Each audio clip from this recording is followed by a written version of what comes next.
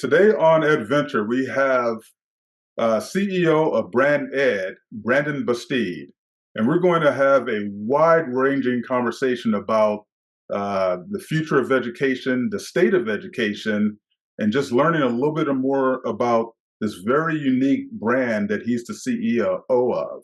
Welcome to EdVenture. Thanks, Maud. Great to connect. It's always fun to connect with people who I've had a relationship with on LinkedIn, but today we're live, real time. So I appreciate the opportunity. Absolutely. So I got to tell you something that's interesting, because we do a lot of interacting online. I saw your title, which was Brand Ed, and first I thought that was actually a new brand that you were coming out that kind of took your name and also your interest in your profession, education. And so it was interesting when I learned that that was actually the name of the company Yeah. that you were. Well, it's funny. You're not alone. Several folks thought that, Really, and really.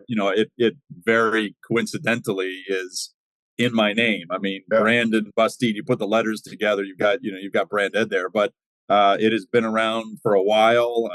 Primarily, the brands that are part of what BrandEd works with have been the forward visible brands. BrandEd has kind of been a quiet partner behind it, but yeah, the mission of the organization, what it does, and the name all was very much appealing to me. So, yeah.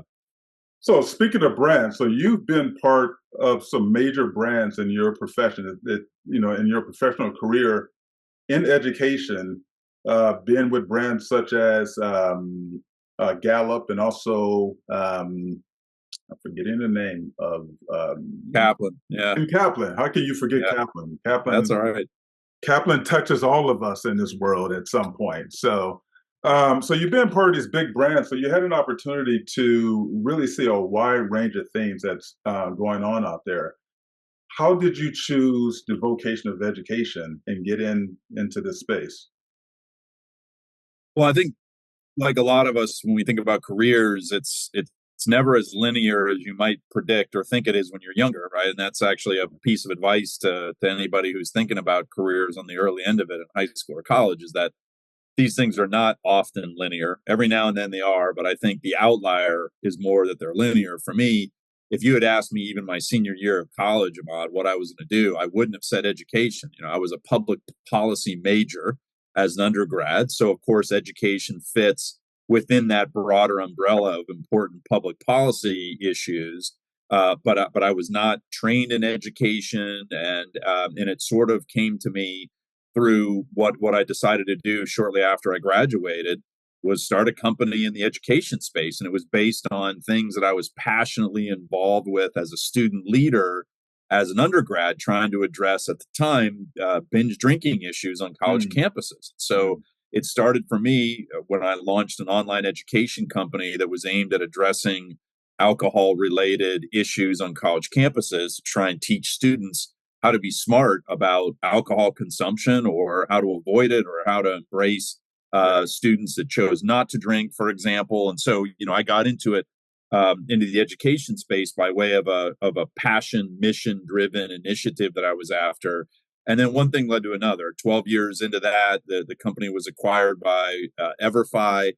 I had had a chance meeting with Jim Clifton, the CEO of Gallup, and took interest in Gallup. And so the next step in my career in going to Gallup was a bit fortuitous. And so I had the opportunity to build the education practice at Gallup, and then several years at Kaplan. And as you know, a global education company, highly diversified, involved in so many different things. So I feel very blessed to have had an entrepreneurial edtech experience in my early days, something that was connected to, behavioral health, really tough, gritty issues that colleges and college students are dealing with. But then, the chance to work inside of arguably the most respected research brand in the world at Gallup, and Kaplan, arguably the most respected education company. If you just think about its full breadth and history, incredible organizations. And interestingly enough, now in the third one, BrandEd, that are family owned or family controlled. So, Gallup is family owned. Kaplan is part of Graham Holdings, which is a family controlled business, and BrandEd is part of Cambridge Information Group, which is a family-owned Mhm. fund, Okay. and so I've had the unique privilege of working inside of family-owned organizations as well. That's fantastic. It's interesting because Clifton, I did have a chance to meet, I guess you can call him Mr. Clifton, at a workforce development conference years ago. And just really, and of course, read his books and was always been impressed by really his deep knowledge of not only data, but really knowing what's going on the ground, with Yeah. people and how these two things actually impact the future of work, and just really found him to, I could say that what a great fortune, for you to be plucked by him and to have that experience to work around him. Yeah, it's funny you mentioned it. Just yesterday, I was giving a talk and I mentioned The Coming Jobs War, the book he wrote in Yeah, 2011, yeah, as one of the major influences in my life and why I'm here now at Brand Ed, right? sure, And in that book, you probably read it. absolutely, He basically says, the will of the world is that everybody wants a good job because they see a good job as achieving things like family and health and safety and happiness, and but they view achieving those things through having a good job. And of course, there's about 1 billion people in the world who want a good job and don't have one. And then you start to realize the implications of that, and then you segue to thinking about U.S. higher education, and the great critique of it right now is that students who graduate aren't work ready, absolutely, or they're not as work ready as they should or could be. And you just realize the importance of preparing somebody for success in a career, thinking about jobs or work as purpose, not just a paycheck. A absolutely. lot of those insights came from Gallup research, and I would say very directly from Jim, who helped shape them for the world in a way that's really understandable and very compelling. Yeah, and I agree. And by the way, with Kaplan, because I remember that part of Kaplan was sold or was bought by Purdue University. Is that part of was that part of the how does that kind of fit into their whole corporate structure or their holding company? Yeah, well, so that it was the academic institution Kaplan University I that see. was Yeah, yeah. acquired. So not Okay. not the company Kaplan, but Right. obviously one of the major entities that Kaplan owned and operated at the time was Kaplan University. And so Kaplan University was acquired by Purdue. That happened about a year before I got to Kaplan. But interestingly, I had been deeply involved with Purdue through the Gallup Purdue Index, and so I knew Mitch Daniels on one end of it, and I'd known Andy Rosen at Kaplan for a long time. And so, although I had no involvement in that, that was obviously a major new move. And years into it now, it's now Purdue Global, Sure, sure. uh, and has been under the Purdue auspices for a little over 6 years now. Yeah, But census has been growing steadily, and I think it's been a great example of where a public land grant university, in an mhm, effort to offer more online programs to working adults, absolutely. came up with a very innovative transaction. Kaplan and Purdue working together, and so it was pretty impressive to. I was in awe of the move before I came to Uh, Kaplan, and then had a lot of appreciation for all the incredible work that goes on behind the scenes to make it happen and make it successful. Absolutely. And that's very interesting because that kind of brings me into this other area around just the whole education market. And when I think of Purdue really being smart enough to make a move into this space to buy Kaplan University and really seeing how education needed to be expanded, just like to compete with the University of New Hampshire and Western governors. Like you need that type of platform. Was Liberty and a couple of others who have really kind of expanded to space there. There's a lot of dynamics going on in the ed tech, higher ed, post secondary space. Even once again with Kaplan, they had bought a couple of boot camps early on. One of my friends, Dev Boot Camp, Yep. they bought early on. So you've been all around this. You've been in the partnership space and probably been responsible for some of those connections taking place. How do you see this market emerging now in the education space? Because when I got into it, and just a little FYI, I got into about 20 years ago when Net Day was going. I was actually working on Net Day when we were wiring schools Yeah. The White House with EdTech and I forget EdTech Group and all these guys. Um, at that time, there was this feeling like there was an education revolution going on. Yeah. Like we were really about to go somewhere. And then I actually had an opportunity to read a report that Merrill Lynch did on the future of education. And that's really when I said, yeah, I want to be in this. I kind of see where this thing is going. But, 20 years fast forward up until today, we've seen this ed tech sector with lots of venture capital infused into it, seen large valuations with companies like Guild, who's valued at a very high, have a large valuation. Where are we? Are we in this transformation stage, or are we still fighting to be transformative, or are we pretty much kind of settling into this unknown space where we're kind of settling in and accepting the hard challenges of being transformative in education? Yeah, that's a good question. Certainly, I don't see any settling in. That would not be the description I Sure. would use. Yeah, yeah, yeah. Although, I was going to say at the beginning of the question, as I was thinking about it, the ones who have been really innovative are winning very big right now. Yeah, yeah, yeah. So you think about you mentioned some of these examples. You've got a Southern New Hampshire university that was essentially on the verge of going out of business as a small place-based institution, and in many ways, you could argue that they had to innovate in order to survive. Right, Right, that was a right. survival move. Absolutely. Paul LeBlanc shows up and's like, here's our big move. Yep. And lo and behold, within a couple decades, they're one of the largest universities in the United States. Well, that was a similar trajectory to when Western Governors University was Hmm. founded. I mean, it was just over 2 decades ago. It Yeah. didn't even exist. Yep. And here we are now, WGU and SNU, two organizations, one that didn't exist a little over 2 decades ago, and one that was almost defunct, Yeah. that are now the two largest universities by enrollment in the United States. But then you think about an Arizona State University, right? Excellent. They've bet big on innovation in every way you can imagine. You think about Purdue. They bet big on innovation in many ways. I mean, the Maryland, Kaplan I think University piece was just you put Maryland in there too, I think. Yeah. UMGC. I mean, and so again, the innovators are winning and winning big. Now, I would even include a number of traditional place-based organizations in that. You think about Northeastern University. Northeastern University, a couple decades ago, not nearly as well known as it is today. Record enrollments, record applications, and it's been built around some things that students and parents and employers are looking for more than ever before.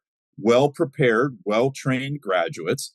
And, they're trading off of the 100-year co op Hmm. program that's been a signature of Northeastern, but they've put it on turbocharge in many Sure, sure. ways. And so that's an example of an institution that is using a 100-year-old kind of staple and turning it into something that is now a very innovative part of how they're attracting students, training students, attracting employers who are eager to grab students coming out of Northeastern. So, I think there is a lot of rewards to the ones who really push the innovation front.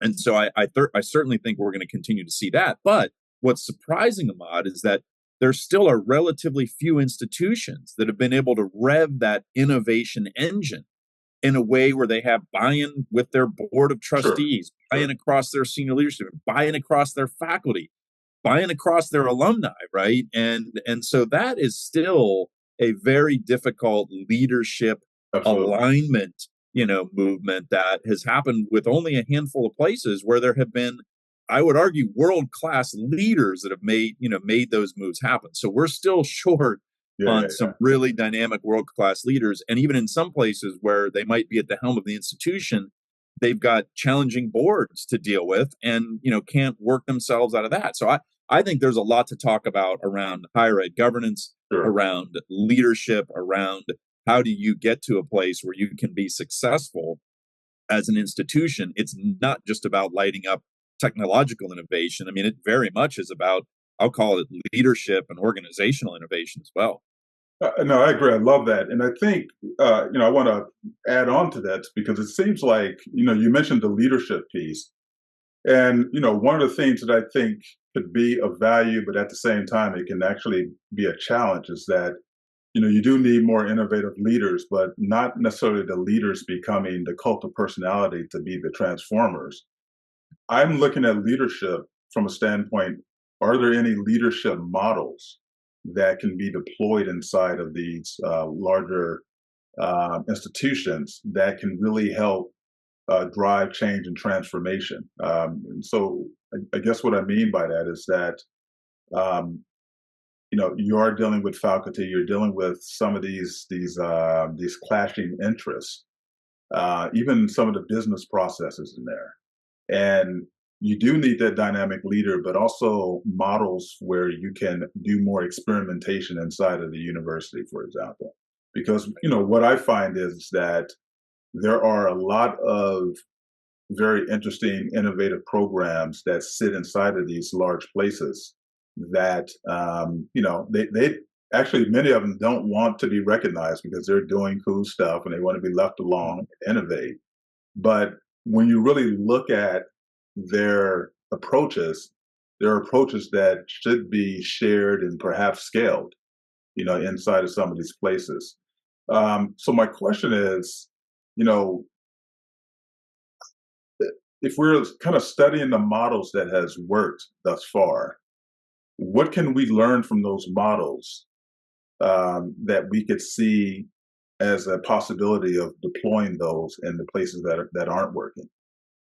Yeah, that's a good question. I mean, I think there's maybe two examples that I'll share that I always have admired. One is the University Innovation Alliance, and folks can look it up, University Innovation Alliance, but it's been a coalition of primarily large public universities that started working together in sharing best practices, which also included failed Yeah, practices, yeah, yeah.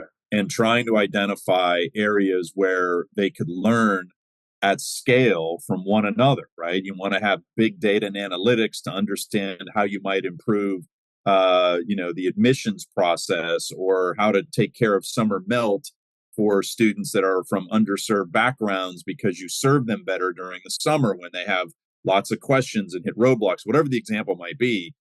Because they were large institutions with large numbers of enrollments, they were able to pilot innovative programs, study those types of programs, study the failures from some of the things that didn't work, and share those in a way that there was real dissemination of those innovations. And they have had incredible results in enrolling more underserved students, graduating more underserved students. Arizona State was one of those Yeah. institutions involved, Georgia State, right? So that has been one example of a multi-university collaboration where the leaders were very much pulling off of one another, and in ways where they weren't just bragging about what they were doing, they were actually Doing sharing their failures as well, which it. is, I Absolutely. think, a rare thing in higher ed. And then my other example is Wake Forest. I just saw Mm, Nathan Hatch, mm, the recently retired president from Wake Forest, and I spent a lot of time with Andy Chan, who's their mhm. vice president of personal and career development. And they are examples of leaders that, first of all, leadership style. Nathan is very big about listening. He was asked the Yeah. question, "What did you do that was so powerful?" And one of his first answers, the first thing out of his mouth was, "I spent a lot of time listening." And we lose track as leaders, and I'm sure as college presidents, who are always being asked to talk about things, to share your vision, right, to hone in on the art of asking good Sure. questions, carefully listening. And so Nathan has given a clinic on that. But when you asked about organizational structures, what he did at Wake Forest was really interesting. He set up a position that was in charge of innovation, and not just tech transfer, right? I've seen like Yeah, this absolutely. was Absolutely. innovation on behalf of the The university. university. So Yeah. a role in his cabinet. He created on the board of trustees a committee for innovation on the committee of the board of trustees. And so those were examples of structural or Absolutely. organizational roles or changes he made that opened up and named this space of innovation for the university. And of course, pre his arrival at Wake, it was not nearly as well known and respected Yeah. as it is, upon his departure. And a Right. lot of that was in opening up the innovation domain, giving space to that. But he always had a tagline about being deeply traditional and radically innovative, and he says those aren't mutually exclusive. And I always love Right. that I love it. he framed it that way. Well, I think you answered my question very strongly, because that's where I was pretty much getting at is, what type of structures could really support innovation? Because there are a lot of innovators and inside of these universities that want to deal with some of the structural pieces. And what I find is that there are a lot of challenges. And so when you have a leader who could create space, where that allows for the process to get messy, and for the experimentation to take place, and for failures to take place and still be held up and see the benefit of that in terms of future proofing the university, good things happen. Yeah, I mean, these are the things that we actually need in order to really see good things bubble from the inside out. Now, what usually sits right along the side of this is, the disruptors. These companies that are, or these education enterprises that are bubbling up and really showing some innovations that sometimes they're purchased by some of the larger incumbents, but at the same time, they're really holding space for that pushes up against kind of obsolete structures. How do you see these two continue working inside of this education space in order to drive transformation? What are you seeing out there?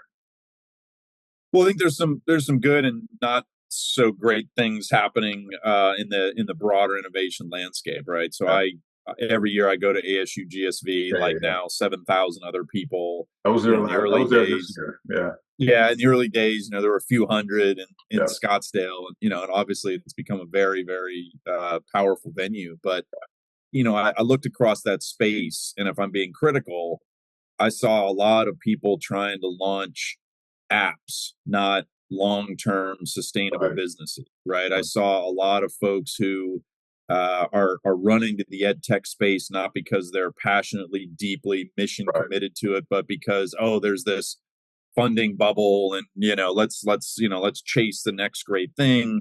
Absolutely. And so again, I'm sounding overly critical, but I didn't see many really deeply committed entrepreneurs who are working on building.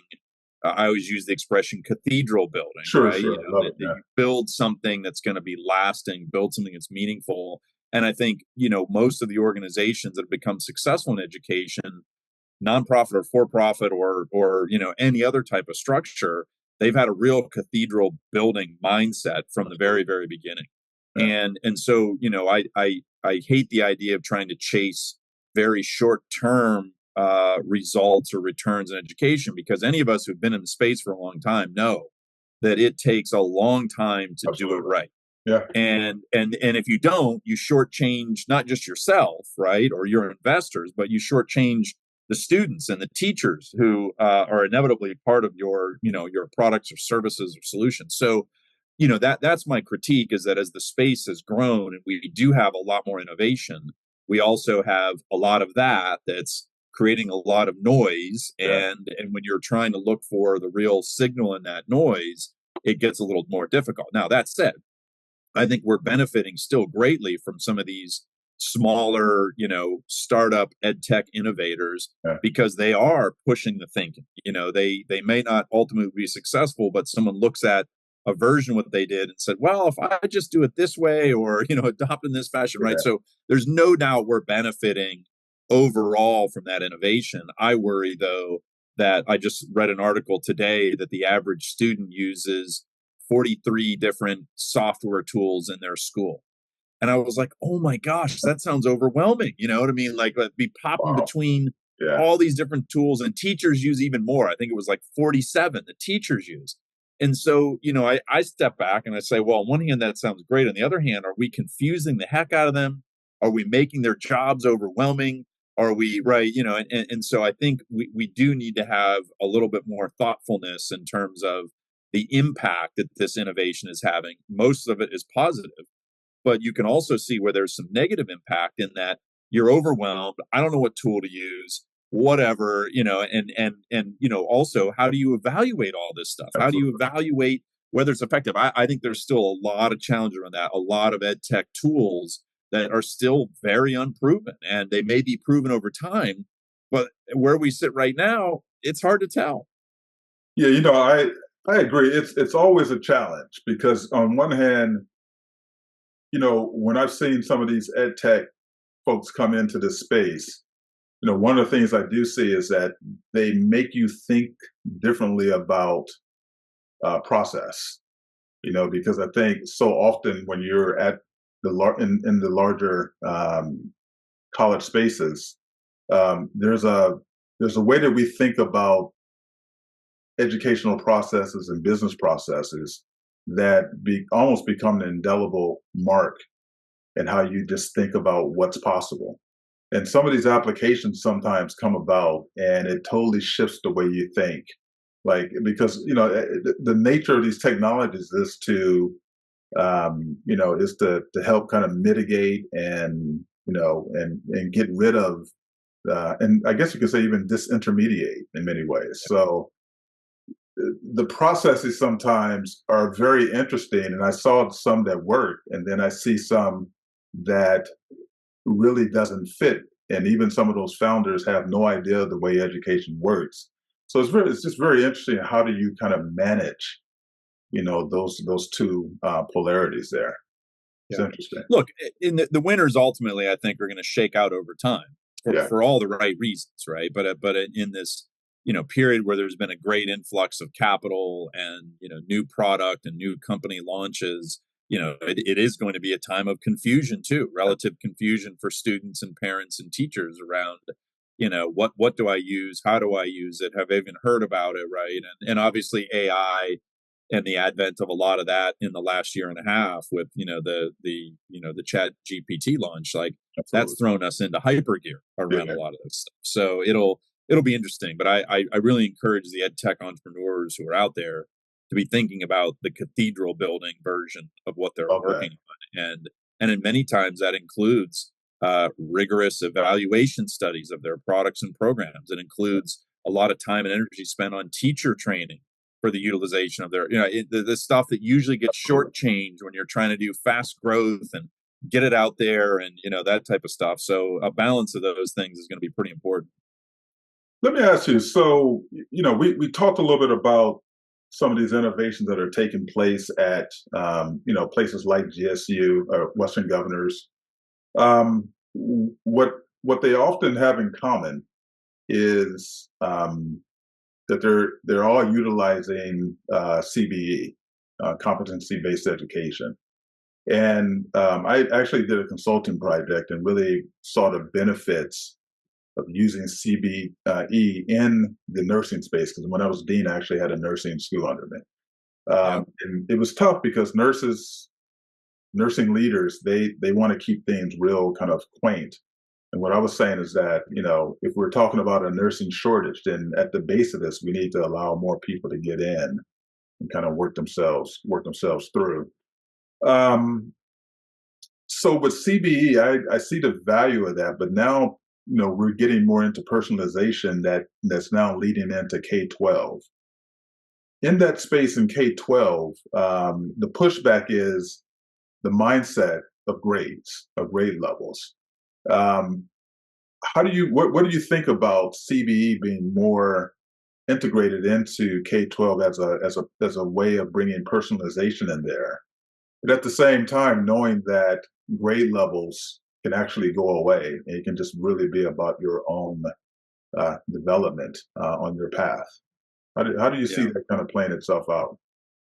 Well, I think competency based education is a great example of what works better for students right? Just a very simple way. And it's not for everybody because Sure. a lot of folks are very familiar with and wedded to the current model of seat Yeah. time and age by grade, or Yeah. grade by age. But I think to your point, there is a lot of promise for not just CBE, but also project-based learning, where students are getting more involved in a long-term type project, right? They're doing some sort of hands-on experiential components. They're building maker spaces, right? What it is they're all examples of things that can accelerate your pace of learning, right? So personalization to me, if you do it right, accelerates the pace of Absolutely. my learning, makes it more efficacious, right? Or makes it more engaging. Either way, you're ultimately accelerating the pace of my learning. Absolutely. Competency-based education, if I can demonstrate that I know it, I can move on and I don't have to wait for the other students who are struggling with the concept. Mm-hmm. Or on the opposite side, if I'm struggling with it, I can sit with it a while Sure. and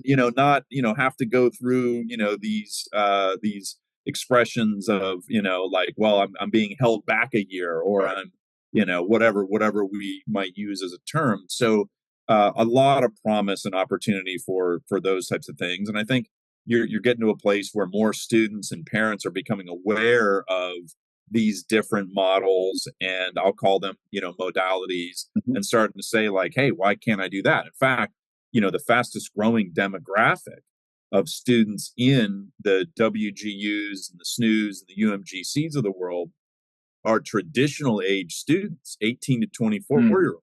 Mm-hmm. Even though these institutions were primarily built for the Non-traditional. non-traditional Yeah. age working adult, the fastest growing demographic are traditional age students. And a lot of them are ones who are like, well, wait a minute, I can get through college faster. I can live at home, save money, work while I'm doing it.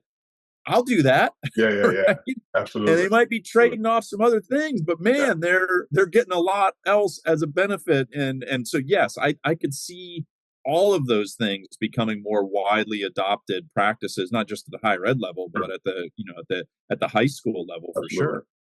sure. What I find is in all of this, as much as it's about kind of the curriculum innovation, it's also about the evaluation side of it too, and really changing the mindset on how you evaluate student work and learner work. And I think one of the areas in the CTE space, you know, there's a lot to be learned because of the many different ways that they have to evaluate students. Some of it is through the traditional um, paper and pen, I guess you can call it.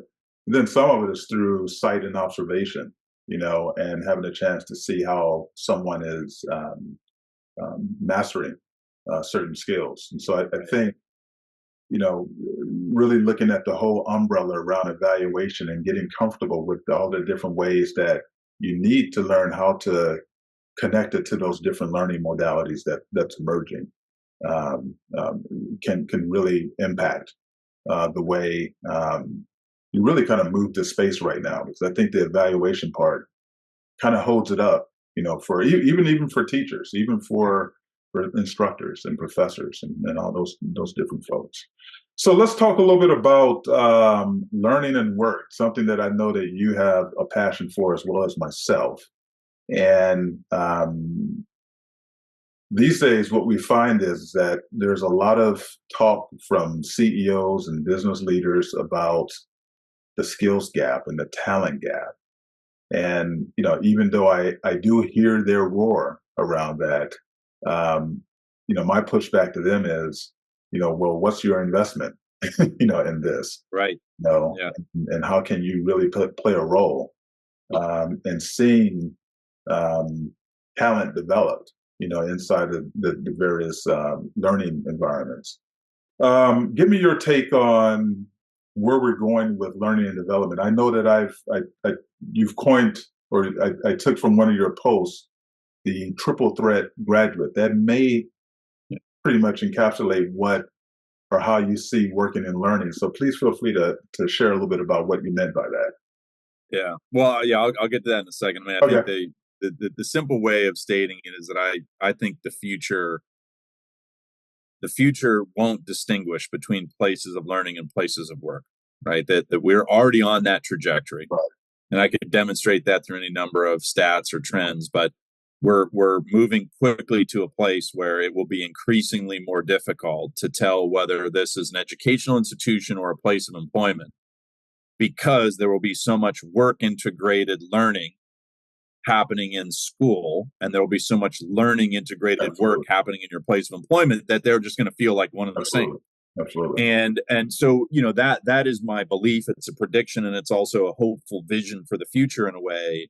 But as it relates to, where we're going from a higher ed perspective, and you boil it down, you say, what do employers want most?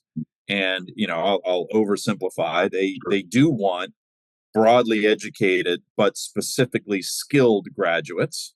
So it's not one or the other. It's not mutually exclusive. It's they value the liberal arts, but they also want to see a student with a specific skill set that applies to industry.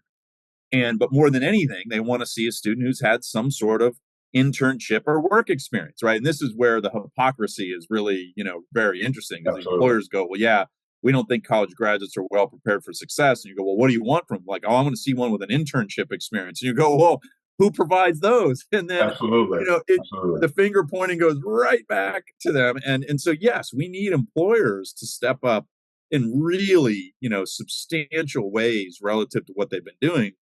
But it's also an opportunity. It's an opportunity for higher ed as well to be involved in more employer industry immersive experiences that they're curating for students. And big reason why where I am at BrandEd, it's at the heart of what we've been doing. But the triple threat graduate is how I like to have institutions of higher ed think about what they ultimately are trying to produce, as a graduate who leaves with a degree. Okay, so that's important, the degree. But the triple threat graduate is one that also has three other ingredients with that degree. They leave having had an internship during that time, where they were able to apply what they were learning in the classroom and in the workplace, right? The synergy between the two. So internship. The other is they worked on at least one, if not more than one, long-term projects that took a semester or more to complete. So a project-based portfolio that they can demonstrate. And then the third part of the triple threat is that they have an industry recognized credential. Absolutely. So I graduate as an English major, but I have a designation in cybersecurity. Sure. And interestingly enough, hiring managers are 4 times more likely to hire an English major with a designation in cybersecurity than an English major without.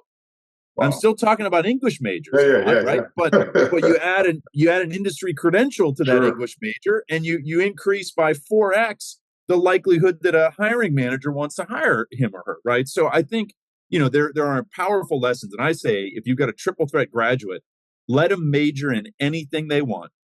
You can major in anything. If you come out with those 3 things, you had an internship, 1 or more long-term projects, right, and an industry credential, you are imminently hireable. You are imminently more prepared for work than the graduates who leave with, I'll say, just the diploma. Well, this is why I find myself agreeing with you in our LinkedIn conversation so much.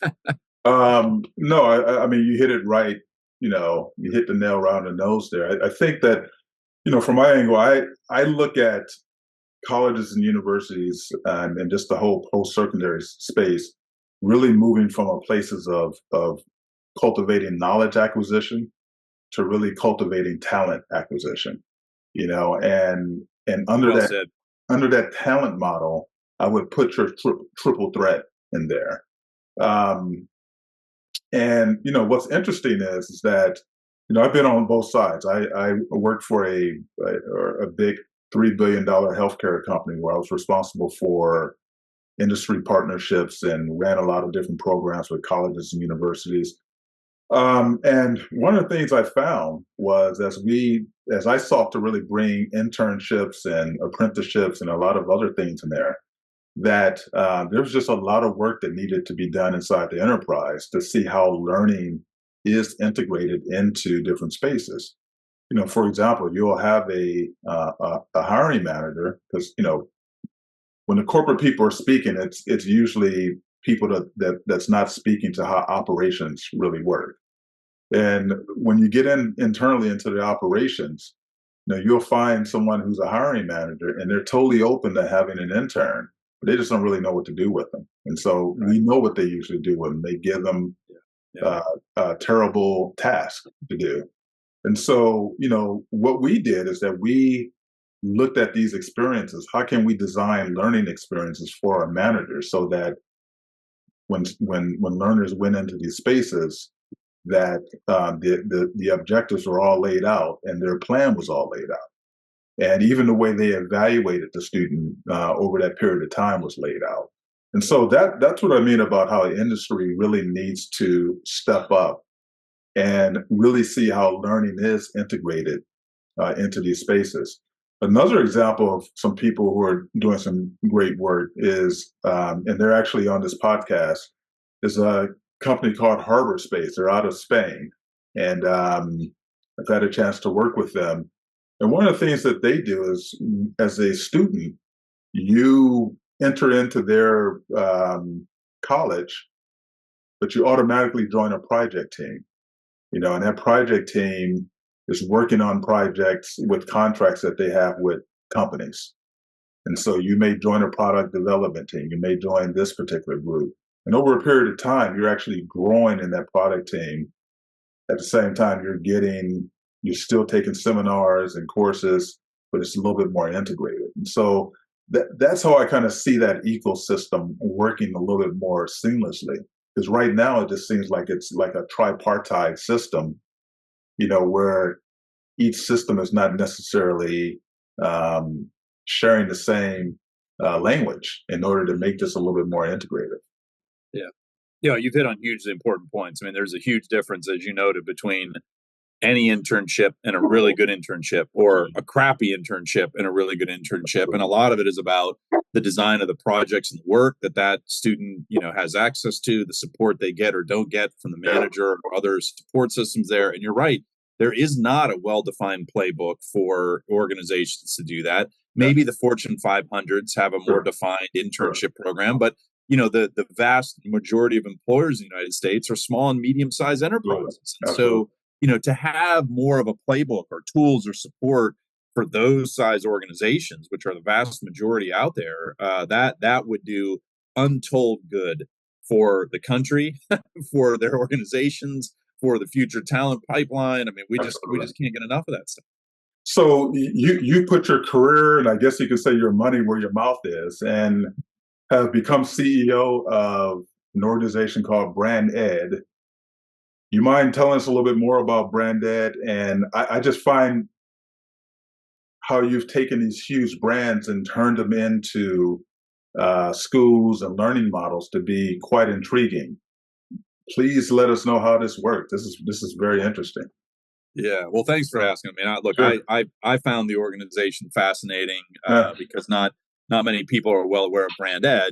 Most of it has been in support of the brands that we work with and help develop educational programs around. So we operate Sotheby's Institute of Art, Condé Nast College of Fashion, the School of the New York Times, and a relatively new program with Manchester City Football in sports business, right? And so it runs the gamut, though, Ahmad, from pre-college programs where we're offering kind of 2-week immersion programs, like with the School of New York Times for 10th, 11th, and 12th graders, all the way up to, in some cases, we're operating accredited master's degree programs, so like our master's in art business at Sotheby's, right? So it's a wide range of levels of education, master's degree to simply summer immersion type programs. But the one thing that's consistent, what drew me to BrandEd, is that it is all about relevant experiential education taught by industry experts. Yeah. And we get to do that through globally recognized brands, right?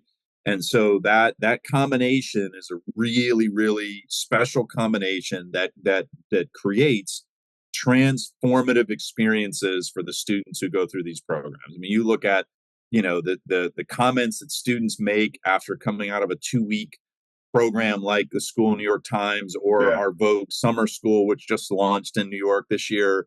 It is transformative for them. And I think it's that combination. A lot of what they're getting in school is not touching on that relevant experiential part, and especially not the industry immersive piece of learning from and with industry experts who are in these roles doing this work right now.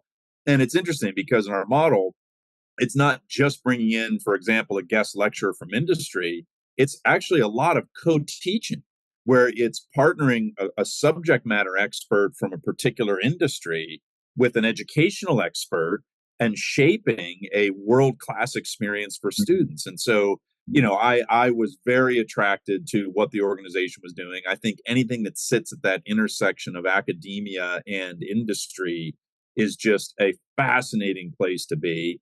And I think we can become a huge partner to colleges and universities who want to provide more programs for their students that are relevant, experiential, industry immersive, whether that's summer programs, January term, study abroad alternative, and also as a partner to high schools where they're wanting to provide, more of those types of activities and opportunities for students over the summer. So I'm excited. I'm only 6 months in, so still learning a lot. Congratulations, great. But really love the work of BrandEd. Well, no, I think it definitely can be a model, not only for scaling what you're doing, but also to be an example for some of the other larger brands to get involved in deploying, their IP, into these spaces that can really develop a community of learners with some very powerful practices. So the immersive learning, I was a former program director and interim CEO of an interactive museum in San Francisco. One of my favorite jobs ever. Yeah. And the beautiful thing about that job was the only thing I needed to do was just contact folks. I would bring in people from Lucasfilm, all of these big brands to actually come down and teach these immersive workshops. And they started doing camps for us. I bought in IDEO, and IDEO used to do an annual workshop for teachers to totally redesign their classrooms, and what I find is that when you do have these brands that have IP around practice and process and all of the things that surround it, these students, the learners, really cling on to it because it just brings them along much easier. So I want to just say congratulations on the new gig, I guess you could say. Let me ask you, so with that, how does that work? So are you mainly in New York, or are you kind of expanded throughout the United States and the world, or how is your learning model deployed? Yeah, well, a lot of our programs are run out of a few locations. New York City being a big one, London being another, Madrid, and then now programs in Manchester with Manchester City. So, those are right now the primary hubs where we have programs that are being run in person. We're also increasingly launching more online programs that students can access, and so it'll be a mix of that, but those are the main hubs right now. So we've got students coming to us from all over the country, all over the world, but those are the primary locations. So they're great places to be, dynamic cities and organizations that are just incredible to learn from. So it's a lot of fun. I go and visit these programs we're running. I'm like, man, I wish I could take this program. Like, I want to do this program, right? So when you have that feeling, you're on the right track. Absolutely. Well, I want to thank you. I think our hour is up. I want to thank you for, giving me a little bit of your time. Like I said, I know that you are out and about at, I don't know whether you want that to be a disclosed or undisclosed location, but you're out with your kid and took some time to have this conversation. And for me, it's been a delight because I've always enjoyed having these exchanges with you online. And so, and we're part of the same, another platform that we're part of too, with Catapult. And so I'm glad that we have these connections, and I hope to continue to build on this as well. Yeah, definitely. Well, look, thank you. It was a pleasure to chat with you. Thanks for the invite. And I'm going to go pick up my son from basketball camp. We're down at Duke University, and I'm working from the hotel, and he's out having fun playing ball all day. So we'll go ahead and share that. Depending on where you sit in the country or what conference you're in, that Brandon is a graduate of Duke, a very proud graduate of Duke, and all its strong history in academics and sports and every other way that it contributes to our society. So there you have it. I'm not hating, there it is. and hey, Duke is fine with me, man. Coach K. Thanks, Ahmad. Appreciate it. Thank It's great you. I talking. appreciate it. Absolutely.